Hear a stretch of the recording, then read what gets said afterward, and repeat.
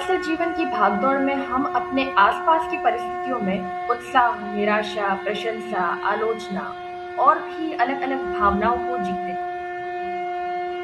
भावनाएं, विचार, व्यवहार सभी से मैं और तुम का भान होता है और यही अलगाव की भावना जन्म लेती है।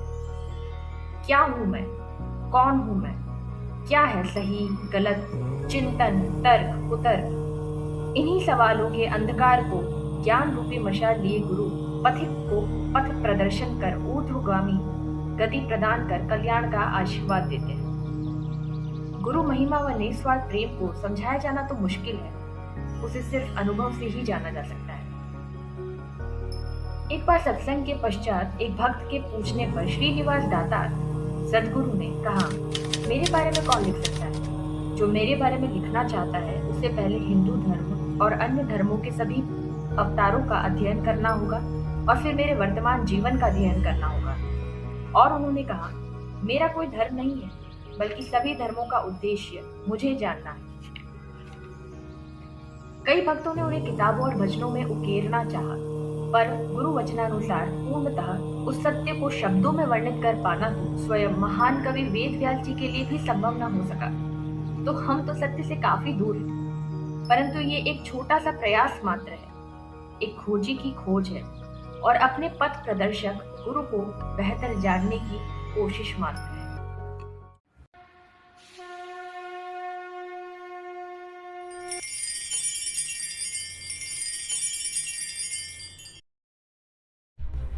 साल 1908 हैदराबाद ने अपने इतिहास की सबसे भयानक आपदाओं में से एक का सामना किया।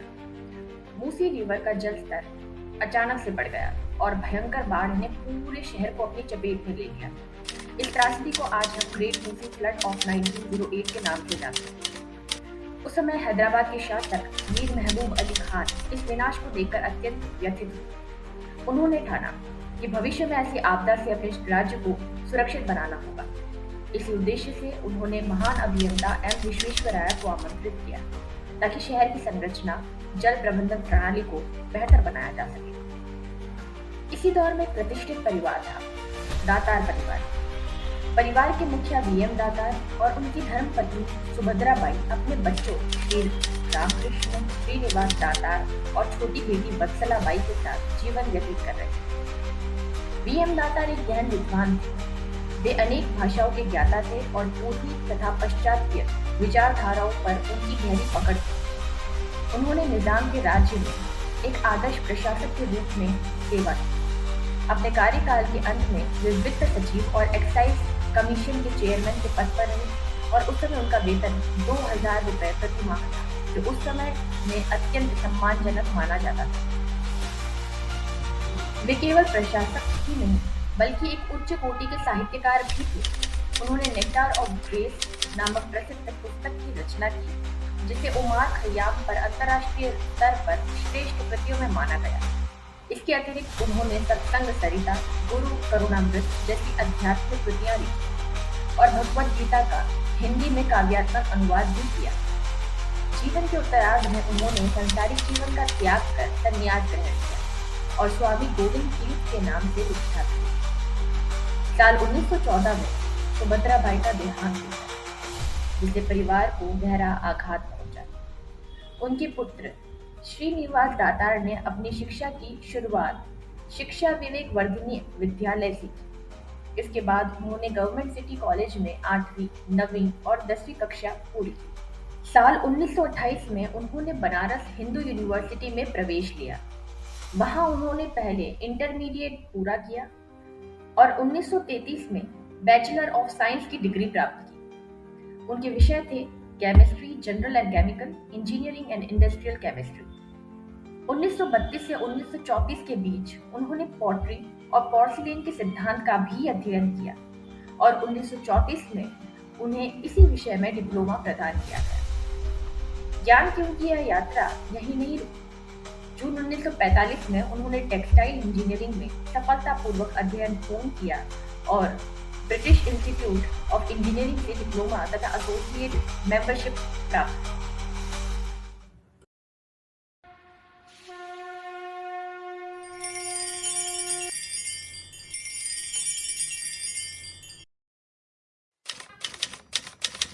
श्रीनिवास दातार का जन्म 1909 चैत्र पूर्णिमा को सूर्योदय के समय हुआ। कहते हैं उनके दादा माधवराव जी ने हैदराबाद के गौलीगुड़ा राम मंदिर में चैत्र शुक्ल पूर्णिमा को प्रातःकाल हनुमान जी जन्मोत्सव मनाया। जैसे ही उन्होंने गुलाल चढ़ाया और हनुमान जी का जन्मोत्सव मनाया, श्रीनिवास दातार का जन्म हो गया। जब वे 4 वर्ष के थे तब उन्होंने तुलजापुर पंढरपुर की यात्रा अपनी माता सुभद्राबाई के साथ की। 5 वर्ष की आयु में श्रीनिवास ने गौलीगुड़ा के राम मंदिर में जाना शुरू कर दिया। वे वहां मराठी संतों और कवियों की प्रार्थनाएं व भक्ति गीत गाते। उनके दादा माधवराव जी उन्हें रामायण, महाभारत, गीता की कथाएं सुनाते। 8 वर्ष की आयु में पिताजी वेंकटराव जी ने श्रीनिवास को गायत्री मंत्र की दीक्षा दी व उनका यज्ञोपवीत संस्कार। 9 वर्ष की आयु में श्रीनिवास को नेवारा के माधवनाथ जी ने नाथ पंथ में दीक्षा दी एवं अजपा जाप, हंसा सोहम, कुंडलिनी जागरण, प्राणायाम, षडचक्र भेदन, योगाभ्यास इत्यादि की साधना करना।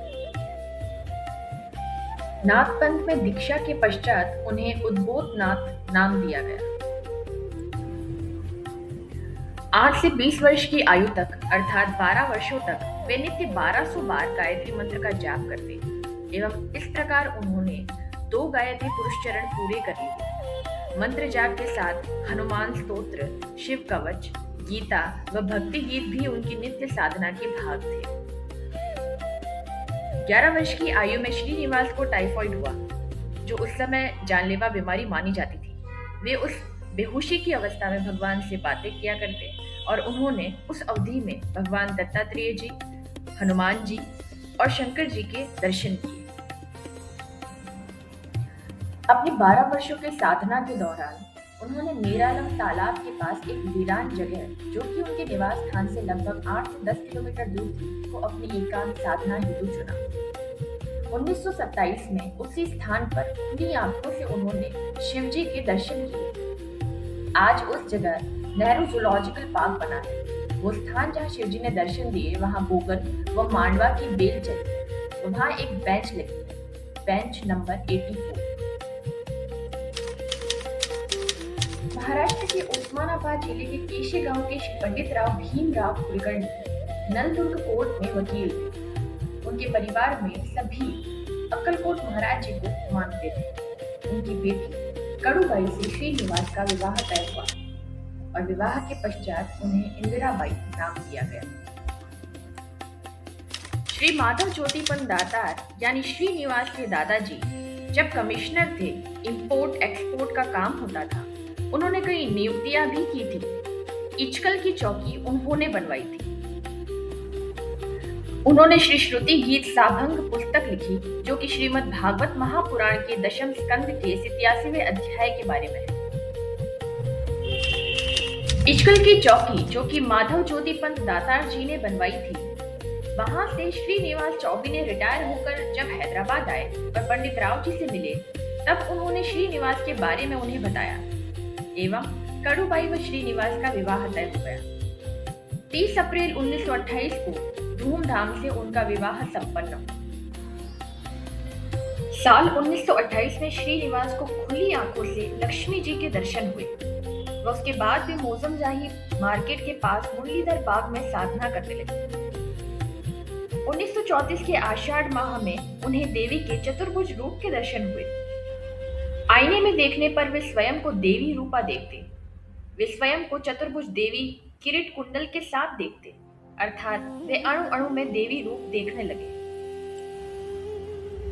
गुरु श्री स्वर्गीय माधवनाथ जी ने मरणोपरांत श्रीनिवास को दर्शन दिए व अपनी पुष्पमाला श्रीनिवास के गले में पहनाते हुए दिव्य ज्ञान का प्रसार करने को कहा।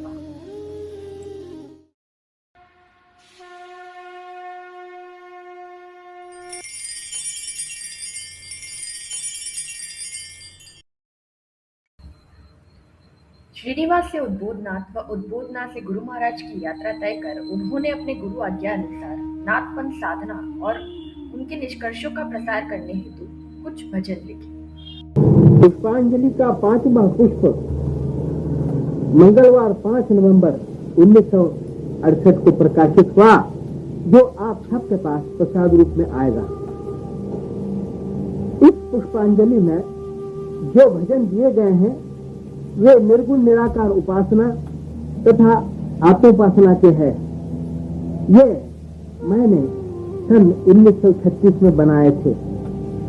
योगाभ्यास की क्रिया से कुंडलिनी शक्ति किस प्रकार जागृत की जाती है इसका भी वर्णन भजन नंबर 4 आनंद धाम तु जाए प्यारे वृथा काय भटकाए, इस भजन में वर्णन किया गया है। ब्रह्मनिष्ठ सद्गुरु की कृपा प्राप्त करके इस क्रिया को सीखा जाए। ये भजन मंत्रों के अनुसार सिद्ध भी है, इनके पाठ से भी लाभ होता है। हमारे अनुभव में ये आया है कि केवल पाठ से भी साधकों की कुंडलिनी जागृत हो गई है तथा चक्रों का संचालन, भेदन, अनाहत नाद श्रवण इत्यादि के अनुभव भी कई साधकों को प्राप्त हो चुके हैं। कई भक्त लोगों ने क्रियायोग और अष्टांग योग की भांति इन भजनों के पाठ से आत्म साक्षात्कार किया है तथा वे समाधि में प्रवेश कर चुके हैं। ये नाथपंथ के सिद्ध भजन हैं। अंतःकरण की सिद्धि तथा सद्गुरु की कृपा से आपको इनसे लाभ होगा। अब मैं जिस प्रकार इन भजनों को गाता हूं, इस तर्ज पर गाने के लिए मैं आपको सुना रहा हूं। पहला भजन है निरंजन निरंजन पुकारा करूं मैं। निरंजन निरंजन पुकारा करूं मैं, निरंजन निरंजन पुकारा करूं मैं। भजनो आलक निरंजन आलक, भजनो आलक निरंजन आलक, भजनो आलक निरंजन आलक। आलक जगाया जिसने घट में, आलक जगाया जिसने घट में।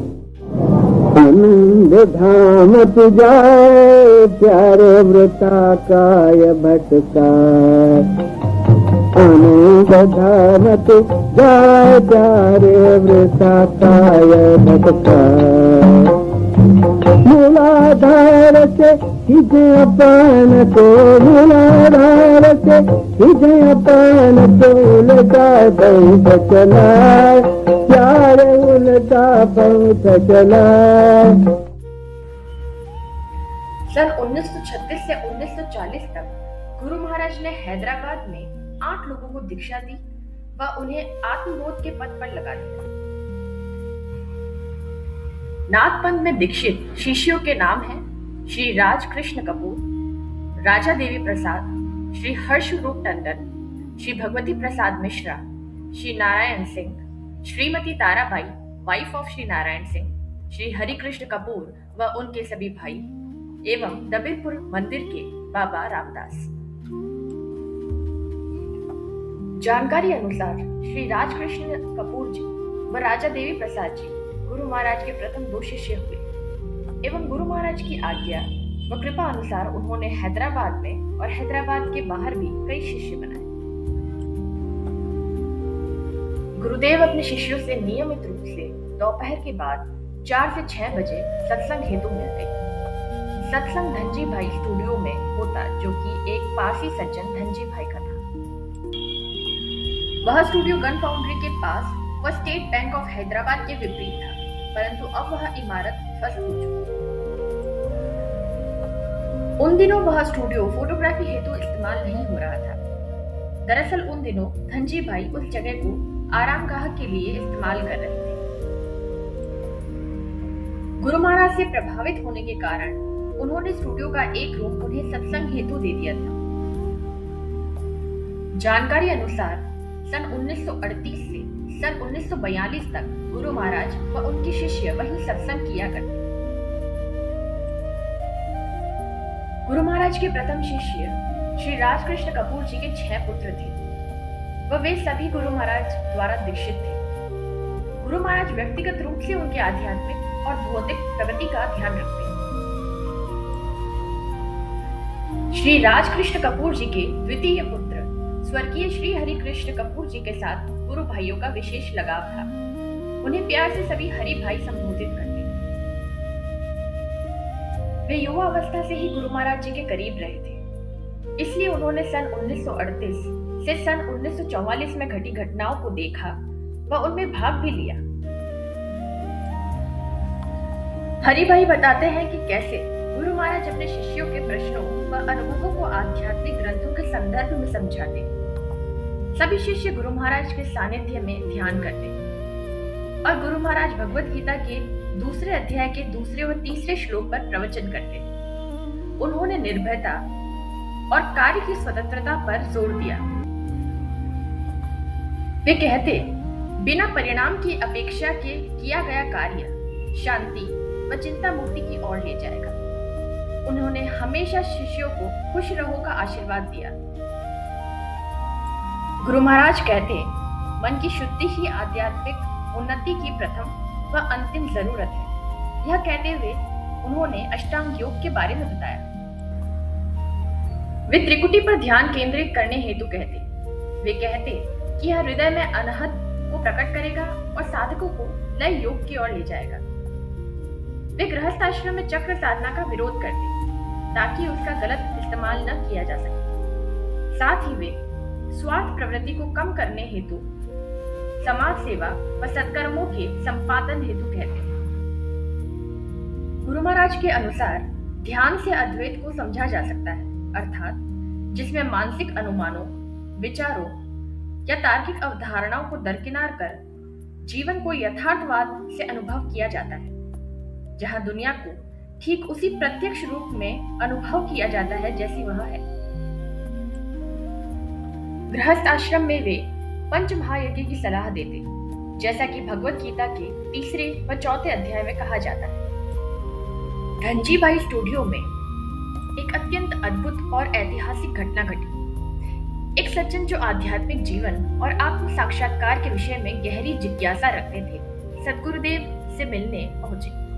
गुरुदेव ने उन्हें समझाया कि ईश्वर के दर्शन करना संभव है। मनुष्य अपने वास्तविक स्वरूप अर्थात आत्मा का अनुभव कर सकता है। उन्होंने कहा कि हमारे शरीर में स्थित आत्मा स्वयं प्रकाशमान है। यह सुनकर वे सज्जन, जो पेशे से एक फोटोग्राफर थे, आश्चर्यचकित हो उठे। उन्होंने तुरंत प्रश्न किया, यदि आत्मा स्वयं प्रकाशमान है तो क्या उसकी ज्योति में फोटो लिया जा सकता है? गुरुदेव ने शांत भाव से उत्तर दिया, हाँ, यह संभव है। इसके बाद गुरुदेव ने पूर्णतः अंधेरे कमरे में अपना चित्र लेने की अनुमति दी। सामान्यतः बिना किसी बाहरी प्रकाश की फोटो लेना असंभव माना जाता है, क्योंकि कैमरे को विषय पर पड़ने वाले प्रकाश की आवश्यकता होती है। किंतु गुरुदेव ने विश्वास पूर्वक कहा कि उनकी आत्मा की आंतरिक ज्योति ही पर्याप्त होगी। आश्चर्य की बात यह रही कि जब फोटो विकसित किया गया तो वह अत्यंत स्पष्ट और पूर्ण रूप से सफल निकला। यह घटना केवल एक चमत्कार नहीं थी, बल्कि यह सिद्ध करती है कि आत्मा वास्तव में प्रकाश स्वरूप है। जब साधक अपने भीतर स्थित उस दिव्य प्रकाश को पहचान लेता है, तब उसे बाहरी प्रकाश की आवश्यकता नहीं रहती। इसी कारण यह छाया चित्र एक ऐतिहासिक धरोहर माना जाता है, एक ऐसा प्रमाण जो हमें याद दिलाता है कि सच्चा प्रकाश हमारे भीतर ही विद्यमान है।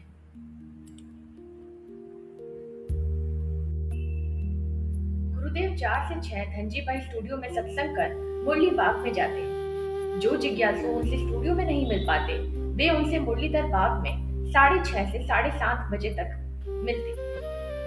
गुरु महाराज दबीरपुर के एक मंदिर में भी जाया करते। मंदिर के पुजारी बाबा रामदास गुरु महाराज के शिष्य थे। नाथ योगी श्री माधवनाथ जी की एक बड़ी तस्वीर भी वहां लगी थी। मंदिर के पास ही श्री नारायण सिंह व उनकी पत्नी रहते एवं जब भी गुरुदेव मंदिर आते, श्री नारायण सिंह व उनकी धर्म पत्नी ताराबाई उनकी सेवा हेतु वहां जरूर आते। श्री नारायण सिंह मूल रूप से उत्तर प्रदेश के निवासी थे और अनेक वर्षों से हैदराबाद में निवास कर रहे थे। आर्थिक रूप से उनकी स्थिति साधारण थी।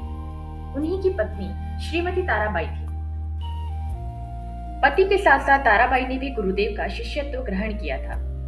श्री नारायण सिंह साहब किराए पर साइकिलें देने का व्यापार करते थे। तबेपुरा का राम मंदिर आज भी यथावत है। इस मंदिर में गुरुदेव सभी शिष्यों को सायकाल में साधना के लिए बुलाते। ऐसा जानने में आया है कि यहाँ नाथपंथी साधना का संचालन होता था। शिष्यों को अनेक प्रकार के दैविक अनुभव होते और समाधियां भी लगती थी। श्री नारायण सिंह उसी मंदिर के निकट एक किराए के मकान में रहते थे। सायकालीन कार्यक्रम समाप्त होने पर गुरुदेव सभी शिष्यों के साथ उनके निवास स्थान पर पधारते और ताराबाई सब लोगों के लिए चाय नाश्ता प्रस्तुत करती। एक दिन श्रीमती ताराबाई ने गुरुदेव को कहा, भगवान, सब लोग तो साधना करते हैं और मैं घर बैठी अज्ञानी ही रह जाऊंगी, मुझ पर भी कृपा कीजिए। गुरुदेव दयालु थे, उनका हृदय पिघल गया और उन्होंने आशीर्वाद दिया, बेटी, कल से जो कुछ भी मंदिर में घटित होगा वह सब तुझे घर बैठे ही दिखाई देगा और तू वैसे ही करती रहना। दूसरे शब्दों में गुरुदेव ने उन्हें दिव्य चक्षु प्रदान कर दिए। इसके बाद जब भी शाम की साधना के बाद लोग ताराबाई के घर पहुंचते तो गुरुदेव पूछते, तारा, तुमने आज क्या देखा? ताराबाई मंदिर में घटित घटनाओं का विवरण सुना देती। सभी आश्चर्यचकित होकर सुनते थे और इसे गुरुदेव की परम कृपा मानते थे। थोड़े समय बाद श्री नारायण सिंह जी का प्रकृति के नियमानुसार स्वर्गवास हो गया। ताराबाई अकेली रह गई। उनकी कोई संतान नहीं थी, इसलिए जीवन यापन की व्यवस्था उन्हें स्वयं करनी थी। उन्होंने लोगों के घरों में झाड़ू बर्तन साफ करने का कार्य प्रारंभ कर दिया। किराए का घर छूट चुका था, इसलिए एक गंदे नाले पर लकड़ी का पाट रखकर एक मोटे कपड़े से उसको ढककर उन्होंने अपने रहने का स्थान बनाया। उसी में वह गुरुदेव का भजन पूजन करती। एक बार ताराबाई मोहल्ले के बीच में पानी के नल के पास बर्तन साफ कर रही थी। इतने में कुछ गुरु भाई वहां पहुंचे। वह कहा, तारा बहन, देखो तुम्हारे गुरु भाई आए। इतना सुनते ही बर्तन छोड़ चेहरे पे पूर्ण प्रसन्नता लिए गुरु भाइयों को अपने निवास स्थान पर ले गई और उनके मुख से निरंतर गुरुदेव की कृपा और महिमा मुखरित हो रही थी। देखने वाले विस्मृत, वे सोच रहे थे जीवन की इस कठिनतम परिस्थिति में उनका कितना अटल विश्वास है गुरुचरणों में। यह सच में सम्माननीय है। एक गुरु भाई ने पूछा, आप गौरीगुड़ा माता जी के पास नहीं आती? वे बोली, गुरुदेव हैदराबाद से अंतिम बार प्रस्थान से पूर्व यहाँ मेरे पास आए थे। मुझे उन्होंने अपना चित्र देते हुए कहा, तारा, अब मैं जा रहा हूँ और वापस नहीं आऊंगा। तुम्हें जो भी कहना हो इस चित्र से कह देना।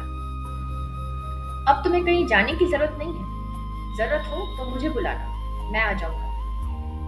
गुरु भाई ने आश्चर्य से पूछा कि क्या गुरु महाराज आपके पास आते हैं? उस समय गुरु महाराज का स्वर्गवास हो चुका था। ताराबाई बोली, हाँ, वे कई बार आते हैं। वे बोली, भैया, मैं भजन लिखती हूँ और महाराज जी को सुनाती हूँ। महाराज जी सुनकर प्रकट हो जाते हैं। महाराज जी कभी भजन की प्रशंसा करते हैं तो कभी उनमें सुधार करने की सलाह देते हैं। सभी गुरु भाई हतप्रभ रह गए। उनकी बुद्धि निष्क्रिय और सुन्न रह गई। ताराबाई अपनी डायरी निकालकर भजन दिखाने लगी। वह थोड़ा रुककर बोली, अकेलेपन से मन उदास हो जाता है, कभी कभी रुलाई आ जाती है, किंतु मुझे रोता देख गुरुदेव प्रकट हो जाते हैं। वे कहते हैं, तारा, तू क्यों रोती है? तुझे कोई कष्ट हो तो मुझे बता, मैं हूं ना, मुझे बता। उत्तर में ताराबाई कहती, कुछ नहीं महाराज जी, बस बैठे बैठे मन उदास हो जाता है। गुरु भाई स्तब्ध हो गए। वे नतमस्तक हो स्वयं को कृतज्ञ मान रहे थे कि आज जीवन में ऐसी भक्ति के दर्शन कर अद्भुत ज्ञान व आनंद मिला। गुरु महाराज बनारस हिंदू विश्वविद्यालय से अपनी स्नातक की पढ़ाई पूरी करने के बाद अपनी जड़ों की ओर वापस लौटे। हैदराबाद आगमन पर उन्होंने government art and craft school में प्रधानाचार्य के रूप में कार्यभार संभाला। गुरुदेव द्वारा 27 जुलाई 1967 को डॉक्टर के सक्सेना को लिखे एक पत्र के अनुसार वर्ष 1940 के बाद उन्होंने अपने सद्गुरु एवं पिता श्री वीएम दातार की आज्ञा का पालन करते हुए शिष्यों को दीक्षा देना बंद कर दिया और पूर्णतः अज्ञातवास में चले गए। लगभग 19 वर्षों तक चले इस एकांत काल के दौरान वे संसार के लिए एक साधारण व्यक्ति बने रहे। उनके आसपास के लोग भी यह अनुमान न लगा सके कि उनके बीच एक महान योगी और साक्षात ईश्वर का स्वरूप निवास कर रहा है। अज्ञातवास के दौरान गुरुदेव ने एक आदर्श गृहस्थ का जीवन जिया। और अपने परिवार के प्रति सभी कर्तव्यों को निष्ठापूर्वक निभाया। उनके 4 पुत्र श्री अनंत, श्री मधु, श्री विनायक और श्री वसंत तथा 4 पुत्रियां श्रीमती शांता बहन, श्रीमती कृष्णा बहन, श्रीमती कुसुम और डॉक्टर उल्का दातार थे। उन्होंने अपने बच्चों को न केवल अच्छी शिक्षा दी बल्कि उन्हें उच्च संस्कारों से भी पोषित किया। उनके पुत्र विनायक जी ने बाद में बद्रीनाथ में कठिन तपस्या कर बद्रीनाथ महाराज के रूप में ख्याति प्राप्त की।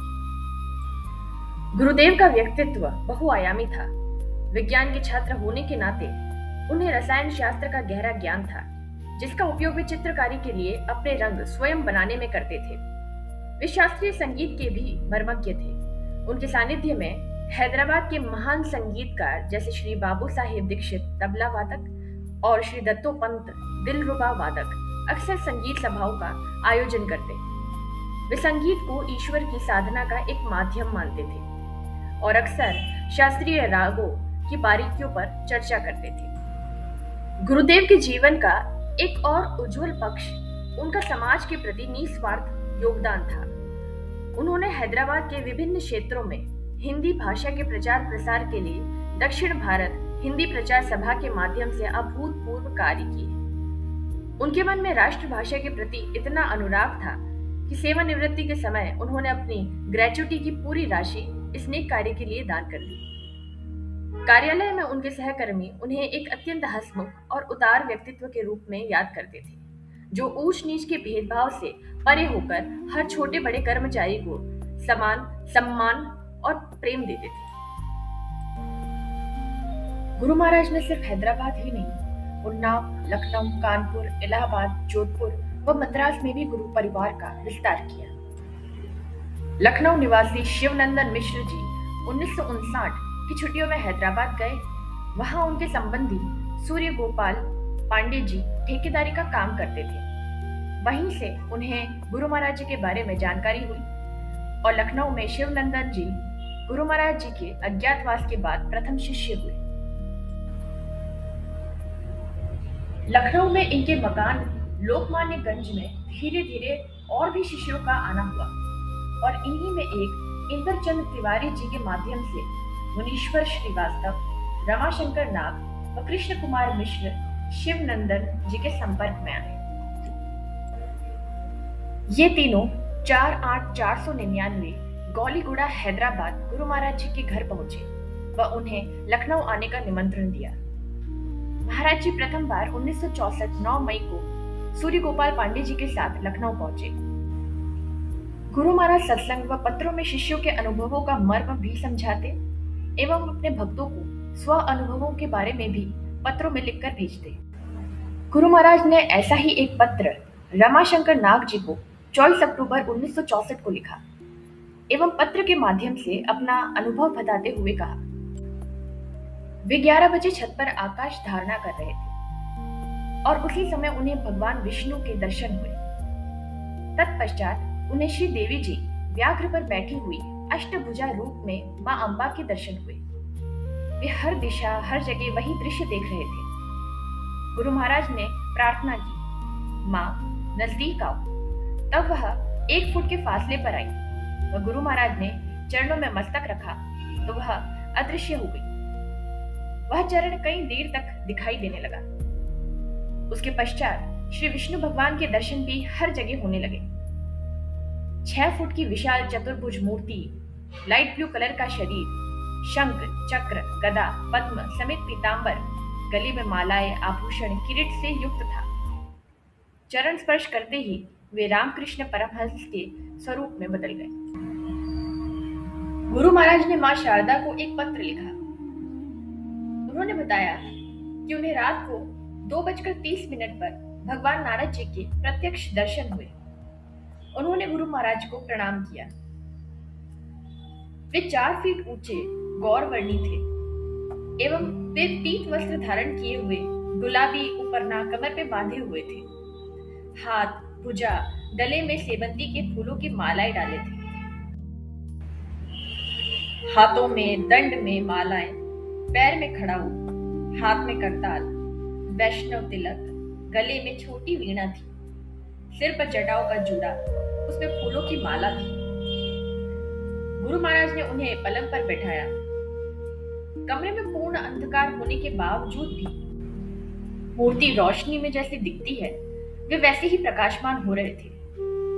गुरु महाराज ने पूछा, आप कहाँ से आए हैं? किस लिए आए हैं? वह कहाँ जा रहे हैं? उस पर उन्होंने उत्तर दिया, रमा रमण हरि मिलिंद जय जय, रमा रमण हरि मिलिंद जय जय। गुरु महाराज ने भगवान नारद जी के हृदय में अपने आप को देखा। अर्थात जब जीव परमात्मा का अनुभव कर लेता है तब वह उसी का रूप हो जाता है। वह दोनों के मध्य का द्वैत भाव नष्ट हो जाता है और यही भाव महावाक्य अहम ब्रह्मास्मि में निहित है। अक्टूबर सन 1967 में श्री शैलेंद्र भाई ने तार द्वारा सूचित किया कि श्री महाराज जी अजमेर पुष्कर होते हुए जोधपुर पहुंच रहे हैं। श्री प्रकाश चंद्र जोशी जी के मन में यह भाव आया कि अजमेर जाकर ही महाराज जी का स्वागत किया जाए। श्री सीपी शुक्ला जी अलवर गेट वाले मकान में रहते थे। वह स्टेशन के सामने ही उनका होटल था। शुक्ला जी ने ठहरने व नाश्ते का प्रबंध करवाया। गुरु महाराज जी कुछ गुरु भाइयों सहित पहुंचे व नाश्ते के बाद पुष्कर हेतु प्रस्थान हुआ एवं पुष्कर स्नान, रंग जी का मंदिर, ब्रह्म जी के प्राचीन मंदिर के दर्शन कर शाम को शुक्ला जी के यहाँ सत्संग व भोजन का आयोजन हुआ। वहीं शुक्ला जी ने सपरिवार दीक्षा ग्रहण की। रात्रि में नाथद्वारा हेतु प्रस्थान का प्रबंध भी शुक्ला जी ने ही करवाया। नाथद्वारा धर्मशाला में कुछ विश्राम कर श्रीनाथ जी के दर्शन किए व प्रसाद दे रात्रि रेल द्वारा जोधपुर प्रस्थान किया गया। 18 अक्टूबर 1967 में जोधपुर आगमन हुआ व 18, 19, 20 तक वहां कई शिष्यों को दीक्षा मिली। व श्री प्रकाश चंद्र जोशी जी जोधपुर में महाराज जी के प्रथम शिष्य हुए। 14 सितंबर 1968 को गुरु महाराज जी ने श्री द्वारकादास हर्ष जी को एक पत्र लिख अपने अनुभव के बारे में बताया। पत्र के शुरुआती भाग में उन्होंने बताया कि दोपहर में लगभग 1:25 पर उन्हें सुषुप्ति अवस्था में यह अनुभव हुआ। 12:30 पर भोजन ले गुरु महाराज जी लेट गए व दाहिनी करवट ले ध्यान करने लगे। उन्होंने देखा कि वृंदावन की सेवा कुंज में ललिता कुंड के बाजू में कृष्ण रूप में वे बैठे हैं। पीतांबर, कमर में लाल दुपट्टा, हाथों में सोने की पौंचियां, भुजाओं में बाजूबंद, गले में मोतियों की मालाएं, वन मालाएं, जर की मालाएं, वह टंडन जी के घर पे पहनाया गया वह मुकुट उन्होंने पहना हुआ है। गुरु महाराज के सामने एक दौना था। वह उनकी दाहिनी ओर कृष्ण कुमार मिश्रा जी, अग्रवाल जी, शैलेंद्र जी, वाईडी पंडित जी, टैगोर जी व लाजपत राय जी ग्वालों के रूप में बैठे। उनके पास ही संत सूरदास जी एक तारा लेकर बैठे व सबके हाथों में दौने थे। गुरु महाराज की बाईं ओर सौभाग्यवती शीला अग्रवाल जी, सौभाग्यवती सुषमा जी, कुमारी कमला, कुमारी पुष्पलता मेहता, कुमारी रमा लता मेहता, कुमारी मुक्ति टंडन, कुमारी मधु टंडन गोपियों के रूप में बैठे थे। सभी के हाथों में दौने थे। सूरदास जी ने भजन गाना प्रारंभ किया। माखन दती हरि खात ग्वाल के संग, पातन के दोना सब लय लय, पतुखिनी मुख मेलत रंग। गुरु महाराज जी ने लिखा कि यह पत्र लिखते समय सूरदास जी की यह पंक्तियां जो राग काफी में उन्होंने गाई हैं, मेरे कानों में वह आवाज गूंज रही है। इससे इतना तो निर्विवाद सिद्ध होता है कि परम पद पा चुके महापुरुष या अवतारी पुरुष मरकर भी नहीं मरते। वे शरीर त्याग कर भी इस ब्रह्मांड में विचरण करते हैं, अपने सहकर्मियों से मिलते हैं तथा साधकों को राह दिखाते हैं एवं सदा उन्हें खुश रहने का आशीर्वाद देते हैं। राम नाम रस पीजे मनुआ, कृष्ण नाम रस पीजे मनुआ, राम नाम रस पीजे मनुआ, राम नाम रस पीजे, राम नाम रस पीजे मनुआ, राम नाम रस पीजे मनुआ कृष्ण नाम रस पीजे मनुआ राम नाम रस पीजे त्यज कुसंग सतसंग बैठ नित त्यज कुसंग सतसंग बैठ नित त्यज कुसंग सतसंग बैठ नित त्यज कुसंग सतसंग बैठ नित त्यज कुसंग सतसंग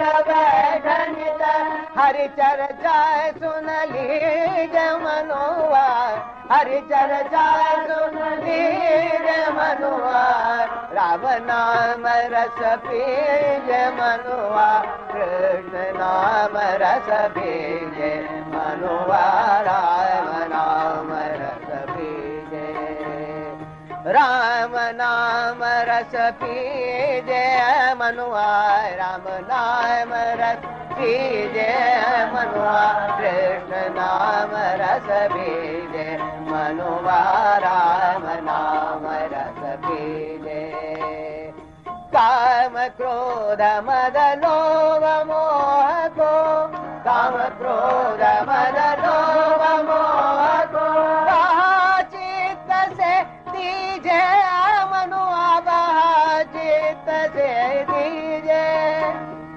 काम क्रोध मद लोभ मोह को काम क्रोध मद लोभ मोह को बहा चित्त से दीजे मनुआ राम नाम रस पीजे मनुआ कृष्ण नाम रस पीजे मनुआ राम नाम रस पीजे मीरा के प्रभु गिरधर नागर मीरा के प्रभु गिरधर नागर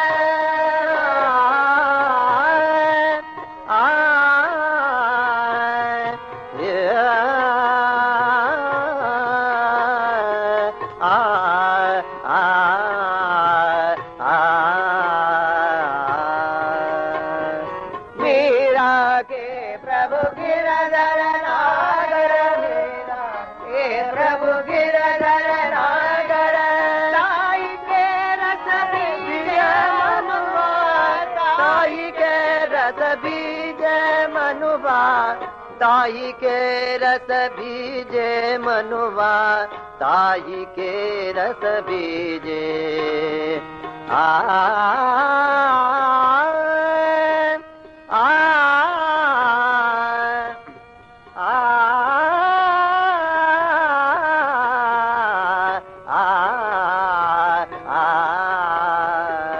मीरा के प्रभु गिरधर नागर मीरा के प्रभु गिरधर नागर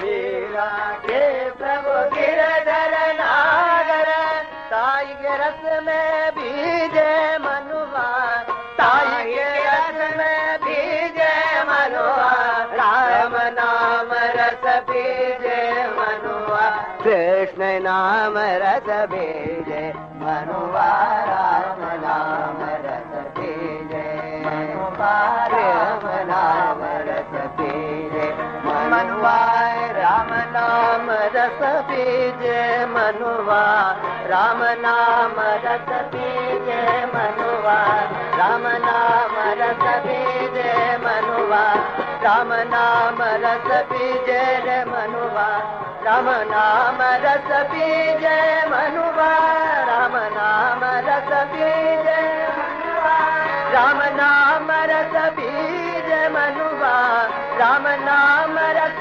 बीजे मनुआ राम नाम रस बीजे मनुआ राम नाम रस बीजे मनुआ राम नाम रस बीजे मनुआ राम नाम रस बीजे मनुआ राम नाम रस बीजे मनुआ राम नाम रस बीजे मनुआ राम नाम रस बीजे जय गुरुदेव